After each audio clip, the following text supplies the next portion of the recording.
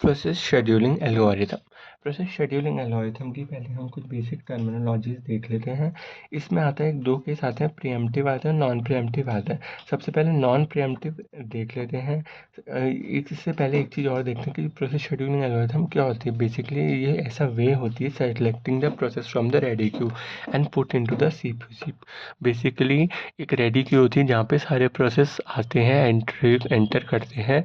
वहाँ से क्या करा जाता है, वहाँ से प्रोसेस को सिलेक्ट किया जाता है on the basis of their priority, और सेलेक्ट करने के बाद सीपीयू को एलोकेट किया जाता है फॉर फर्दर एग्जीक्यूशन।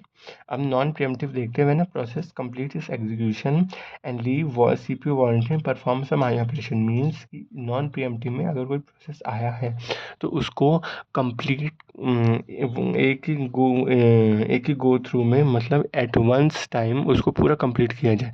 अगर कोई प्रोसेस 2 टाइम के लिए आ रहा है तो उसको 2 टाइम के लिए ही पूरा कंप्लीट किया जा सके। मतलब उसको ऐसा ना करे कि एक टाइम के लिए अभी चला दे और एक टाइम के लिए बाद में चला दे।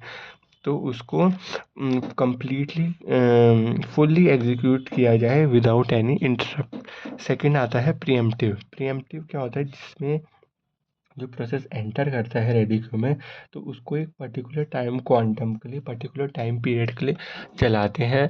तब अगर उसको जैसे 4 प्रोसेस, मतलब 4 है उसका बर्स्ट टाइम, तो उसके लिए, और टाइम क्वांटम है 2, तो 2 टाइम के लिए अभी चलाया जाएगा वो प्रोसेस, और 2 जो उसका बच जाएगा तो 2 टाइम के लिए उसको बाद में चलाया जाएगा। इससे जो होता है, इससे रिस्पॉन्सिवनेस इंक्रीज होती है।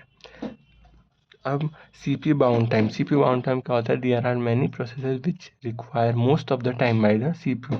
IO bound means IO devices. CPU जो प्रोसेस होता है उनको जब आईओ डिवाइसेस की नीड होती है उसको बोलते हैं आईओ बाउंड। अब आता है शेड्यूलिंग टर्मिनोलॉजीज। मीन्स बस time, execution and running time. ये क्या होता है, ये ऐसा टाइम होता है require for running on the CPU. मतलब कोई प्रोसेस आया, उसको कितना टाइम मिला सीपीयू में रन करने के लिए। वेटिंग टाइम क्या होता है, time spend by the CPU in a ready state. एक रेडी क्यू होती है जिसमें उसको कितना टाइम वेट करना पड़ा जब तक उसको सीपीयू एलोकेट नहीं हुआ, उसको बोलते हैं वेटिंग टाइम। अराइवल टाइम मतलब वो प्रोसेस कब रेडी क्यू में अराइव हुआ है।